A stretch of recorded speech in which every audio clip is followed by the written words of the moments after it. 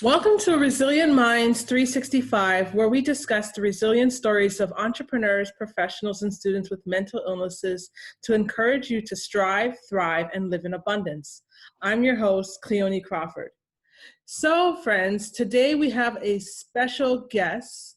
You guys are going to really enjoy her story. Her name is Stacy-Ann Buchanan. She is a mental health advocate, a filmmaker, a TEDx speaker, an actress. She's a mental health advocate who is working towards dismantling the stigma on how mental health is perceived within the Black community by raising awareness, driving positive dialogues to feel resources that are used to orchestrate safe spaces for Black voices to be amplified by taking back our narratives. She's also the co-host of a brand new podcast called The Blind Stigma. And you'll definitely learn a little bit more about Stacy-Ann.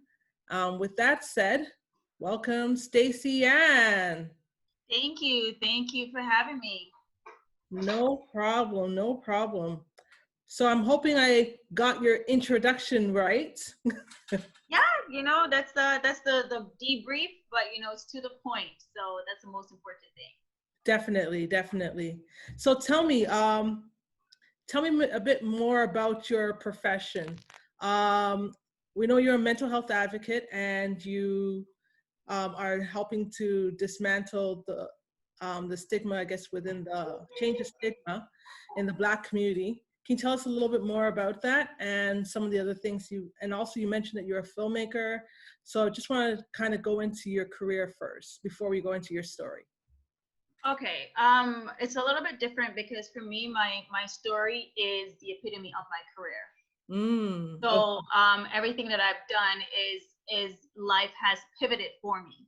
Mm-hmm. So it's pivoted me to this moment. So then I took the opportunity and I went with the whatever lemons life threw at me. I went with it and made it into lemonade. So it's hard to kind of separate my life journey from my career because they both tie into each other.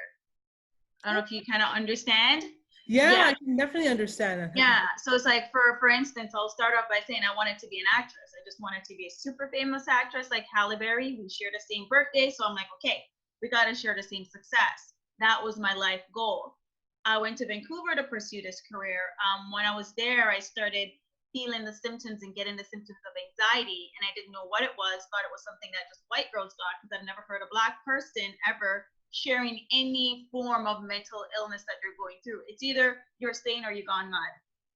That's exactly how I knew mental illness, how it's operated. I never knew there was no in-between or different forms of mental illness. So The reason why I say this is something that I thought white girls got. I was usually the only Black girl in my class when I did acting, when I did theater and film throughout colleges. So I would hear my friends talk about having a breakdown or having anxiety. So those were their languages. Those were their lingos that I associated with something only white girls will be able to have, because I never heard a Black person talk about anxiety, talk about having a breakdown.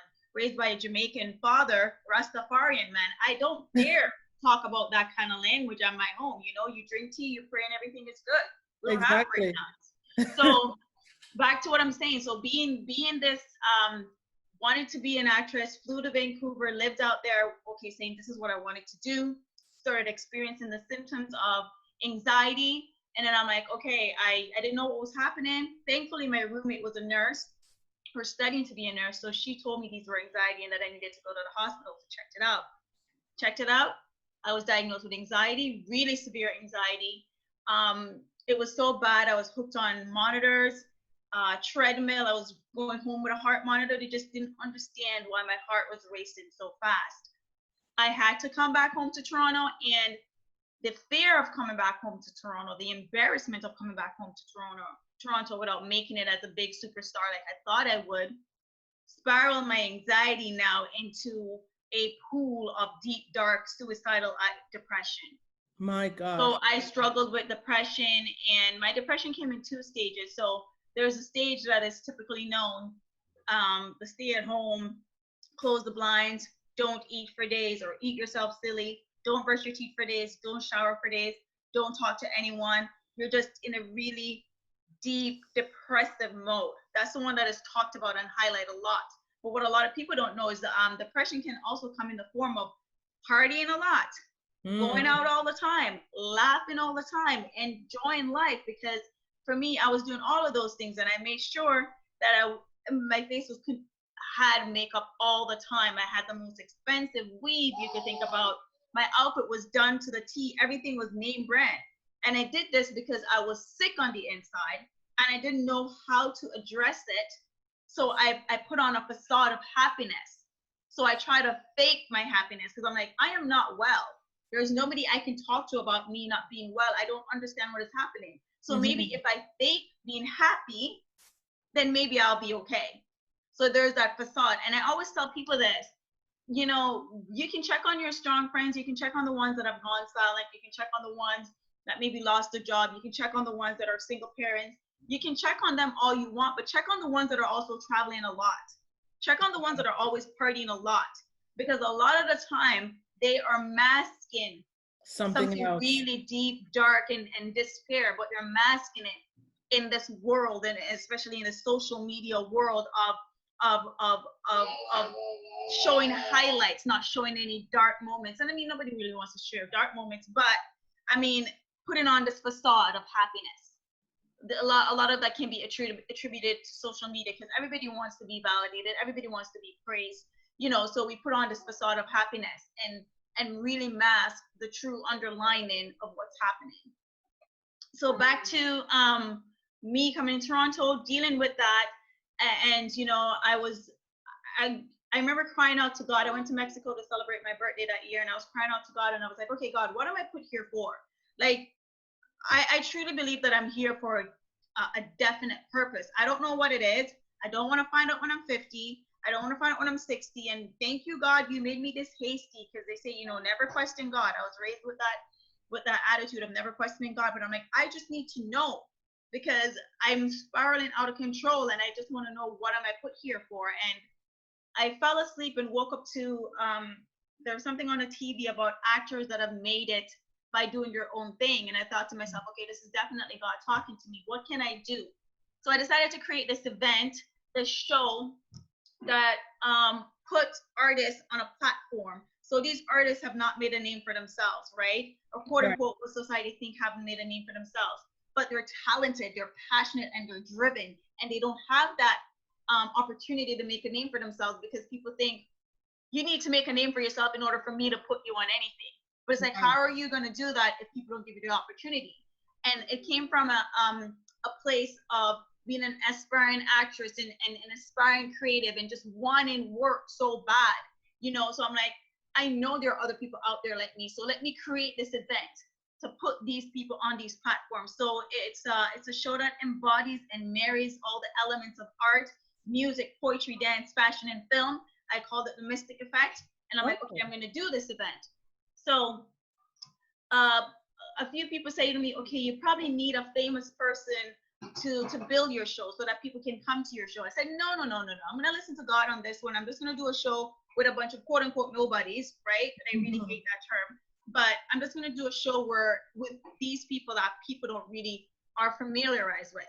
I did the show. The show sold out. I remember being at the door, and at the time, the security guy that I hired, which was a friend of mine, we had to tell people that we cannot fit anybody else in. It was that packed.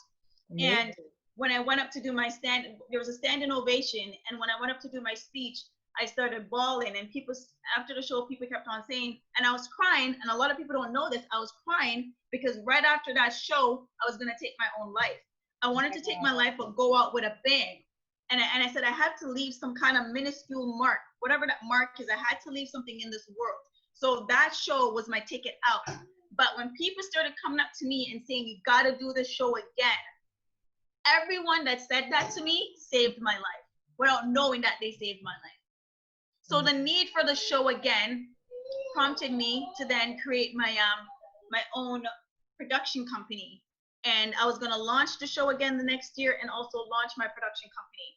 That was coming out, and I was getting this buzz in Toronto, and people were wondering, who's this Stacy-Ann Buchanan? Where does she come from? Not knowing that I've been trying to be an actress for over 10 years. So I've been putting in the blood, sweat, tears. And a lot of people don't know this. People will see your shine, but they don't know the grind. They don't know how long it took for you to be here. And I was getting so angry. And I called my dad and I said, don't these people know what I've been through, that I almost took my own life? Like, why would they even be saying anything negative about me at this time? And my dad said to me, there are two things in life that you can never, ever control: what people think about you and what people say about you. You can only control your reaction. So I said, okay, I'm going to react to these people. So my reaction was, I was going to create a book.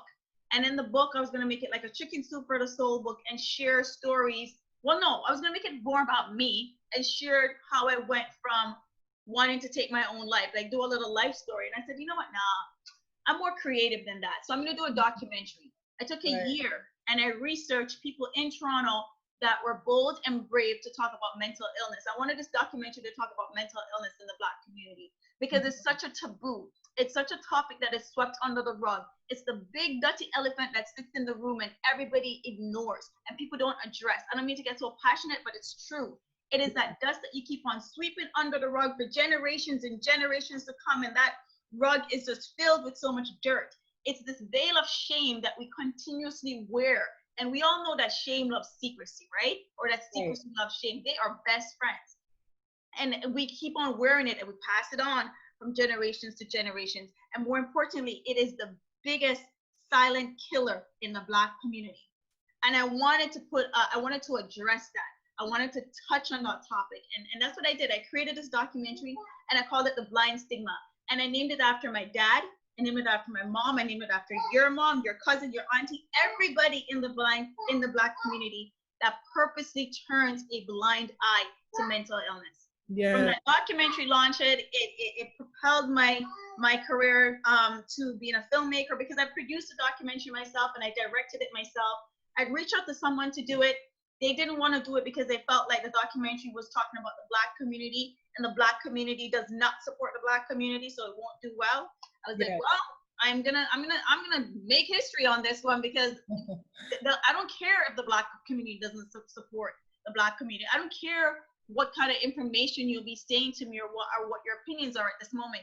All I know is that this film needs to be made, because this film, if it could save one person's life, if it could change one person's perspective, if it can cut generational trauma and curse, if it could just change a whole community's perspective, then I've done my job. And so the film came out.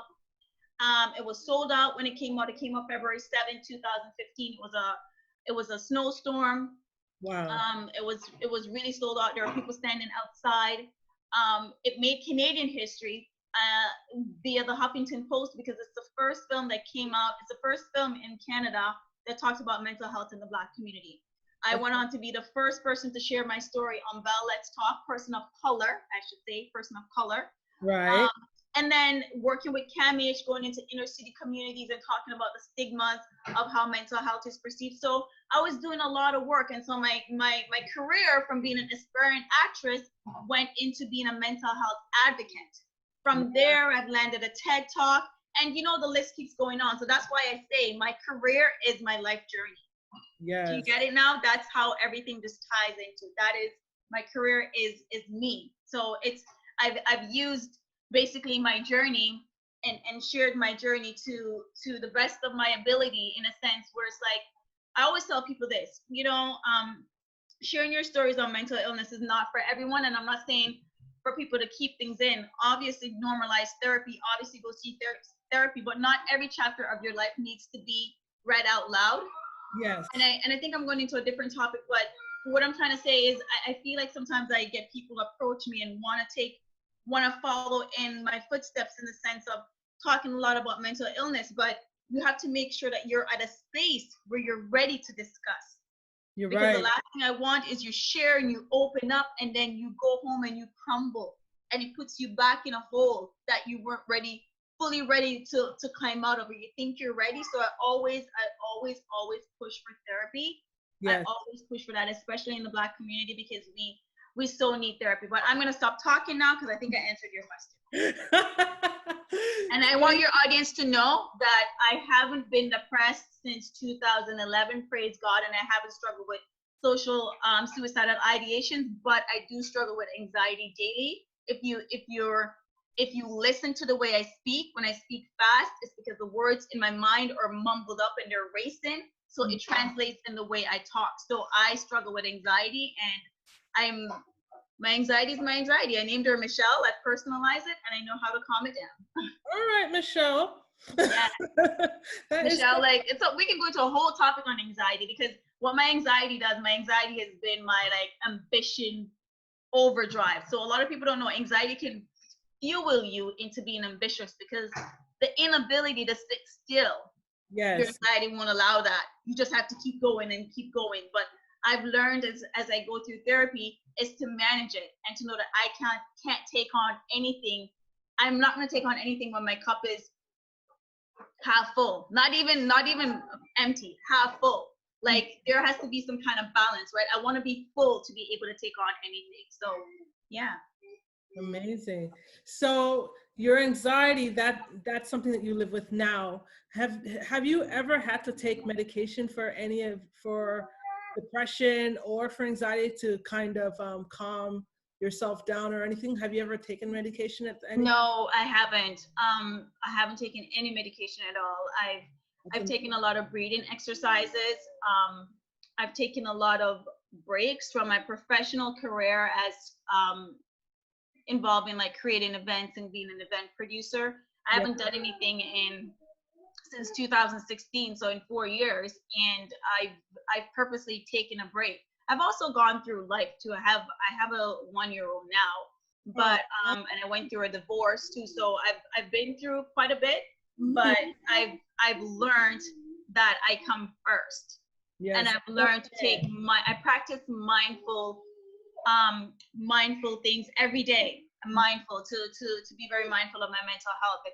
My mental health is my biggest priority in life, and these are things that just come daily. So meditating daily, breathing daily, and knowing when to step back, so yeah. Wow. So to overcome, you basically, the different things that you do, what would you say, actually let me back up. What would you say were the resources that you may have actually leaned on in order to bounce back from when you were in your lowest points? What did you have to do? Who did you have to reach out to? I keep a journal, and I keep a journal that basically I have so many different journals. I'm a journal girl, so I have the daily journal, like what happens in my life. I have my affirmations, I have manifesting, I have dreams, and I also have like positive feedback, like these positive words that I feed myself, right? Some people have done it in a way where whenever they're feeling in a funk, or they know that they're getting in a funk. By the way, I study my body. I study my body, and I know my triggers. And I think a lot of people that struggle with mental illness, whatever form of it, especially anxiety, let's talk about anxiety and depression. Okay. Need to be in a sense where they study their body and know their triggers. Knowing I can tell when I'm about to get not really in a panic mode, but super anxious, because my armpits will start sweating, or I start getting heated, or I start talking extremely fast. And I have to learn to breathe in and out. Not learn, I flip it into, okay, let's get back into survival mode. You gotta calm down. I don't, even though you should never say this to somebody that has anxiety, don't tell them to calm down, and don't tell them to relax. It's the worst thing you could ever do. But for myself, I know, okay, Stacy-Ann, get your breathing in right now, because that's the most important thing. You need to breathe. And a lot of times too, I look at life at things that are not in my control. If it's not in my control, honestly, it's like Jamaicans, I'm gonna kill out myself. I'm not gonna stress out. And I think a lot of times in life we stress over things that is just not in our control. And I'm not diminishing mental illness by no point, but I'm trying to like, what's the thing? It's like, if there's, what do they say? Sometimes it's just like, something is better than cure, or prevention is better than cure. So it's kind of like ways to prevent my anxiety from getting extreme, right? I have to tell myself, kind of coach myself, if it's not in my control, if I cannot control it, why am I putting myself through all of this? You know, one thing I've learned this year, where it's just like I've learned to surrender, which you can never ever tell me to surrender, because I'm a tough person. Like I will get everything going, but if it's not in my control, I'm just gonna surrender and give it to the higher power. I'm gonna give it to God. Yeah. I'm not gonna stress about it. I also taught myself about what if statements. Negative what if statements do not serve me. They don't. All they do is interfere with your happiness. They block your peace. They interfere with the present moment. So instead of saying to myself, "But what if you fail?" No, what if I fly? How about what if I fly? So I try to counteract negative thoughts as much as possible. And that's my daughter, by the way. That's okay. And then there's, yeah, and I know we're probably getting to a question on music, but music also helps. So these are ways that I help with my anxiety and ways to just help me feel better. And if it's at nights when I know, okay, I got some little free time to myself, sometimes I just go for a drive. Blast my music and just go for a drive and just get my head cleared, you know? Right. And one thing too, another important thing that I want the audience to know, because I think the audience are generally people that are struggling with mental illness or have a family member or a close or loved one. It's the comparison game is detrimental to your mental health. The comparison game. Yes. Yeah. When you compare yourselves to other people. Yeah. When you see what somebody is doing, oh, but she has this and she have a podcast, she have husband, she has kids. Like, stop doing that. Stop. Right. And we do it especially over on social media, because you know people put their highlight reels up there, and I want people to know that it's a highlight reel. And also, you don't know what chapter of their life they're on. They could be on chapter 20 while you're on chapter 1. How are you going to compare that? You didn't see their behind the scenes.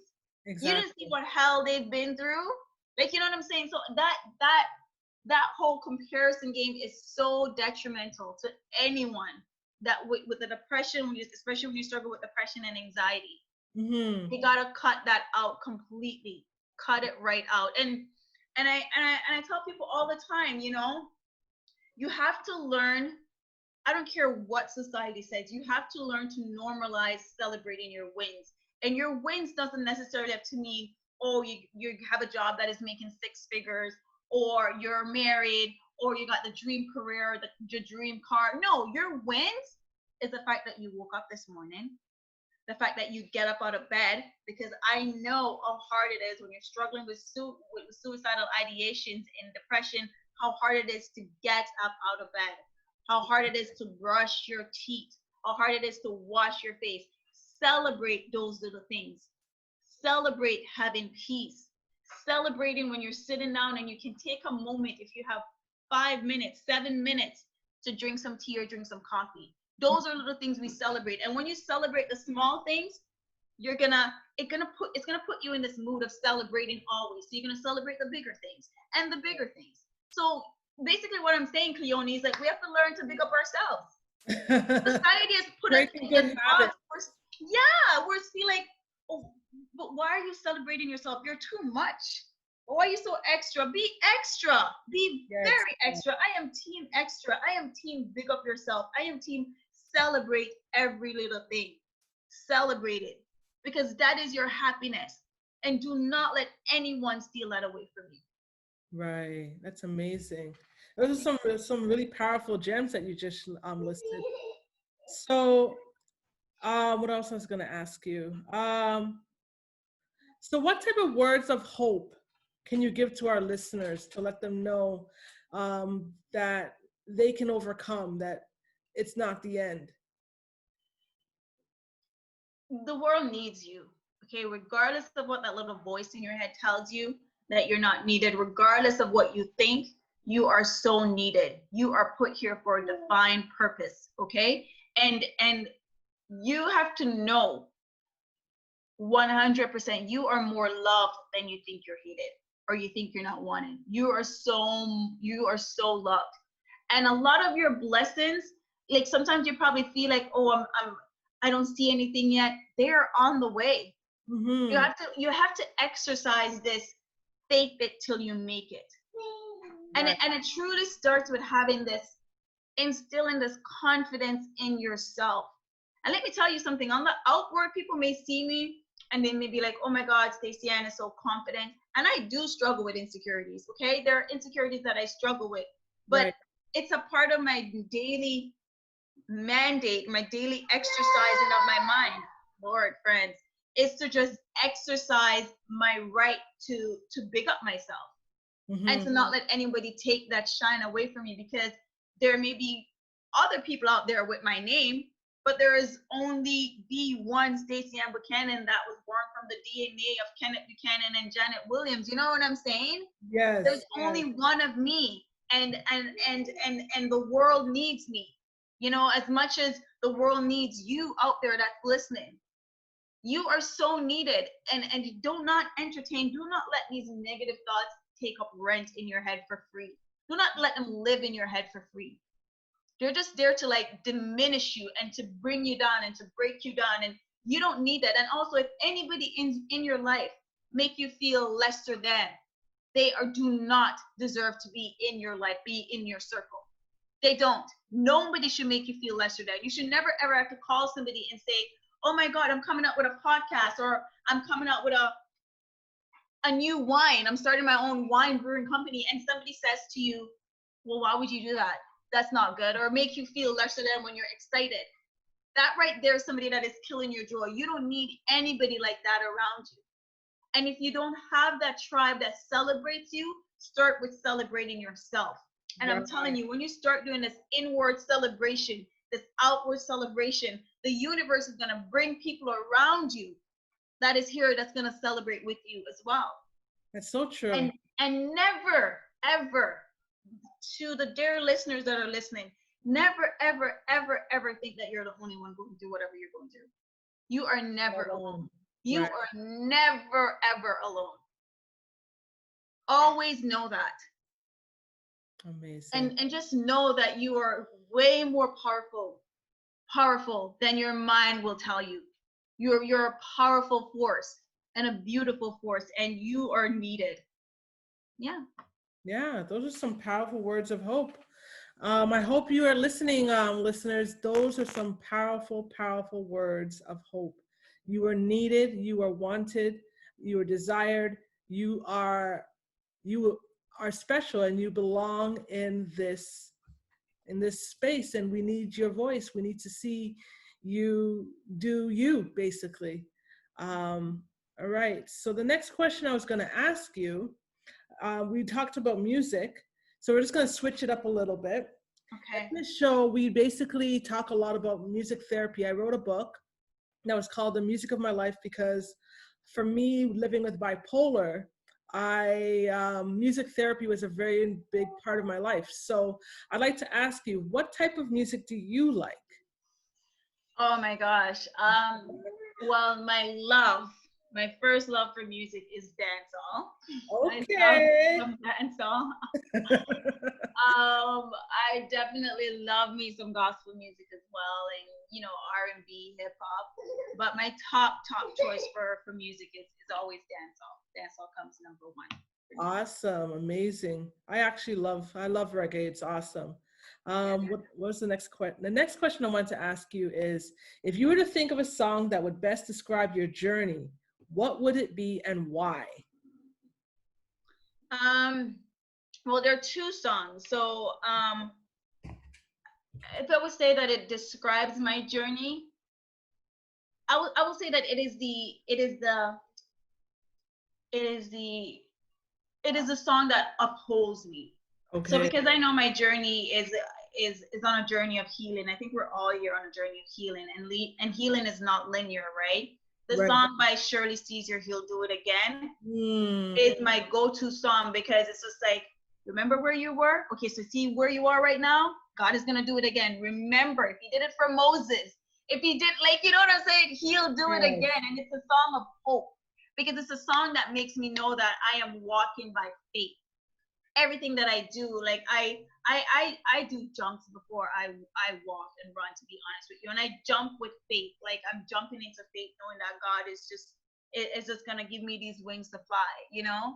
Right. And so that song is what I use whenever I find myself in a place of like growth. Because when you're growing, you know, the growth is where you're shook up. Like, everything you think that could go wrong is going wrong, but that's your growth period. And that's when you're also being tested. Your faith is being tested a lot.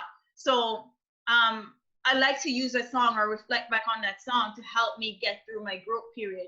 The growth period is also the period where you're also silent, because you have to listen to what God is saying to you and the levels of where he needs to take you, you know, where you need to be.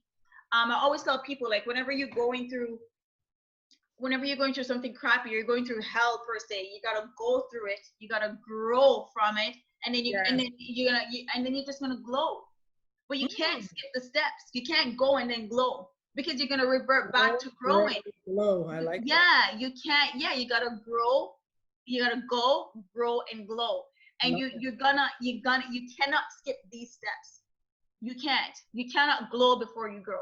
Period. Because how are you gonna really glow and understand the immense intensity of your light if you didn't grow from your pain? You know, you can't understand it. And a lot of times, like, when you think you're going through something bad, I want you to understand, and the audience to know, that everything happens for a divine purpose. And things do not happen to you, they happen for you. And if you change your mindset to say, okay, man, this is God, this one is really tough. I know you said the battles wouldn't form. You know, they would form, but they would not prosper. But God, this one is tough. But I can't wait to see the woman I'm going to emerge from this. I can't wait to see the man I'm going to emerge from this. Because you're going through that think about it. If I didn't go through suicidal depression and anxiety, how would I be able to make a film like that? I wouldn't have the knowledge. You know what I'm saying, Cleoni? I had to go through that in order to make the Blind Stigma. Yes. That's the only reason why God took me from aspiring actress, want to be like Halle Berry, to being a TED Talk speaker, to having, you know, a documentary that made Canadian history. Yes. Because and I did my going through it and my growing. I did that, and then God is like, now you're gonna glow. That's right. It's all about. You know, so because I know life is a cycle, and I always say this to people. It's not about. I used to think the key to success is happiness.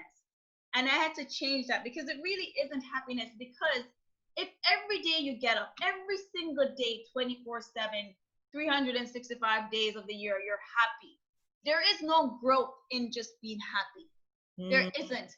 The ultimate key to success is peace. Peace to know that, okay, I'm going through this hell right now, but I'm at peace because I know that joy is going to come. Yes. I'm going through this joy right now. I'm at peace because I know I deserve it. I know there were seeds planted, and I'm just going to enjoy it. Peace. There's nothing more of the ultimate success than knowing that you can sit down in your house and you can just eat some snacks and you're just at peace. You know, you're just at peace. You're minding your own business. Everything is good. You're just at peace. A lot of people don't have peace. It's a powerful thing to have peace. It's a very powerful thing to have. Have you ever seen somebody going through the worst time of their life and they could just still have a smile on their face? You know, when I see people like that, I celebrate and honor them and salute them, because that is ultimate. That is when you know you surrender and you know someone else is in control and you know you're not going to get the better of me. You just have that sense of peace and your faith is like amplified, you know? Yeah, and like, so I listed one song, so that's my song, that's my top song. And then my other song is just it's a little fun, but it's by Hood Celebrity, and it goes Walking Trophy, you know, because that's just me just telling myself that I have to big up myself, because me a walking trophy. Like, walking trophy. Like, yeah, you a walking trophy, my girl, you a yeah, that's just my go-to fun song, just to remind myself, like, you know, that's my big up myself song. So that's a good song. I like that. Wow. Yeah. Amazing. Well, Stacy-Ann, I want to thank you for taking the time to share your story with us here at Resilient Minds. And I hope you listeners that you were inspired. She offered a lot of gems, definitely great takeaways. The go, grow, glow. That's yes, honey. Takeaway. I really enjoyed that. I definitely will be writing that down. And to all you resilient minds out there, until next time, please subscribe to us on all our platforms and don't forget to rate the show and leave a review for us on Apple Podcasts. Also, join the community of Resilient Minds and sign up for our monthly newsletter at cleonicrawford.com. Be sure to grab a copy of my new book, The Music of My Life, on Amazon marketplaces to get to know me better. If you can think of one person that will receive value from today's show or connect with Stacy-Ann's testimonial, please share it with them. Feel free to take a screenshot of this week's episode of the podcast and tag us on Instagram. You can tag myself, Only Cleoni, or Resilient Minds 365, and today's guest. Oh, I forgot to ask, how can people stay in touch with you, Stacy-Ann? They can stay in touch with me via all social media. I am Stacy-Ann Buchanan. There's no E in Stacy, and that's it. Once you type in my name, a lot of my social media will show up on Google. But yeah, it's Stacy-Ann, STACY-ANN-BUCHANAN. Yeah.